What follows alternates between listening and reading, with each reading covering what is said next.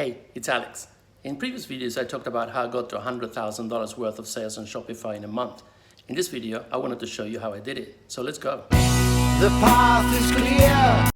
So how I scaled to over $100,000 in sales per month on Shopify with Facebook ads.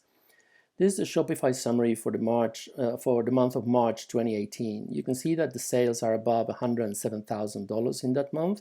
This is considering March 1st to 31st, so this is the whole month. It's 3,800 orders. And you can see that we started increasing as the month progressed, and we got to a peak of about $8,000 per day, a little bit under $8,000 per day. And then there was a little bit of a dip in there. I can't remember exactly what happened then, but there were a few things that were not quite stable at this point. Then we started increasing a little bit more, and then we found out that there were a few issues that I'm going to cover in a coming slide. And then we stopped advertising altogether close to the end of the month. So this is the Facebook ads panel. So this is coming from Facebook ads. The previous one was from Shopify. This one is showing the ads, the Facebook ads sales for the month of March 2018. So you can see 1st March to 31st March. This is coming straight from Facebook ads. We reached about 2.7 million people in that month. We spent $43,800. And you can see the results or purchases, which is the line in blue, is creeping up until it gets to a peak. Then there's a little bit of a dip there. Then there's another peak, and then we started going down again. So as you can see, purchases die around the end of March. We assumed it was the end of Q1 or quarter one and the Cambridge Analytica scandal that Facebook was involved in. So we realized that there were other factors too, but that I think is going to be a topic for another video. Now the Facebook ad spend, the previous one was purchases. This graph is showing us the Facebook ad spend for the month of March, 1st of March to 31st of March. Again, the full month is in there. You can see the amount spent, cumulative, is the blue line, starts from 0 here and starts increasing. But the important one is the one that we look at, that's $43,000. That is the green line, that is the amount spent per day. You can see that it starts at about $1,000 a day in ad spend, and it keeps on increasing up until it goes up to $2,500 to $3,000 in ad spend. Then there's a little bit of a dip, then there's the peak again, and then it goes down up until we go down back down to almost 0 at the end of the month, for the reasons that I covered in the previous slide. Now, how did we start? We had a highly engaging ad with a video demonstrating the product.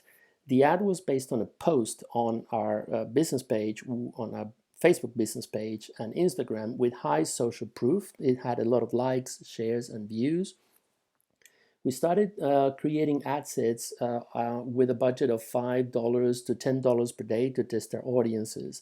And the audiences that we used were based on interest that we discovered using Audience Insights. And you can watch the video where I talk about Audience Insights if you click on the link coming up on the top right. As well as a customer list with lifetime value from previous sales and our own ideas. So the customer list with lifetime value is basically a list that we exported from Shopify from previous months that we also had some sales, including the total amount of sales per customer. And that uploaded onto Facebook becomes a customer list with lifetime value that you can use as a custom audience. We also used a conversion campaign optimized for purchases. We focused our ads placement on Instagram as we kept getting lower costs and better results on our tests.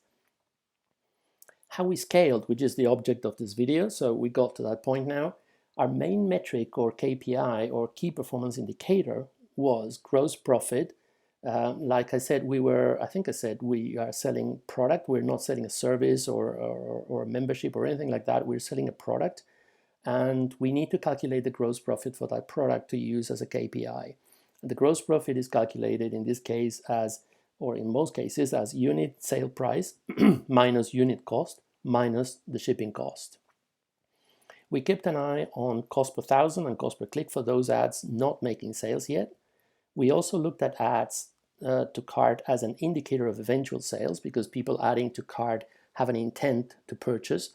And if we realized that we were not making enough sales on those ads to cart, we we had a look at our product page, and we tweaked the product page until it ended up converting over 9% every day, pretty much. We also increased the budget gradually on the ad sets that were providing us with sales or conversions below our KPI above. We stopped ads where the cost per result, or cost per sales, or cost per purchase, as Facebook calls it, was higher than our KPI, or were not producing sales at all. And we also stopped ads where the cost per click and or the cost per thousand were too high. As our pixel kept getting seasoned with all the ads that we were producing and the purchases and the ads to cart, with good information on our audience's purchasing and add to cart intent, we created lookalike audiences based on these custom audiences. We tested different percentages for these lookalike audiences, starting with 1%, 3%, and 5%. We then increased to cover all the other percentages as well, but we didn't really come to a real conclusion on which percentage was better. There were trade-offs. 1% is a more similar audience to the custom audience that it's based on, whereas a 10% is less similar, but it has a huge amount of people that are included in the audience. So there were trade-offs in those different audiences, and there were differences that exceed the object of this video. We also created lookalike audiences for those who watched 95% of our video, because we assumed that those were people who were more interested in the product than those who only watched 3% of the video. All this increased our reach and the number of ad sets where we could spend more and produce more sales. We kept on testing things like scheduled ads on the times we saw more response, Instagram stories, optimizing for add to cart, etc. And that's how we still keep going. So if you like this video, please leave a comment. If you want me to talk about any other topic in a future video, just leave me a comment as well. If you like the video, just put a like in there or share the video. And don't forget to subscribe and hit the notification bell to be notified for future videos when I release them.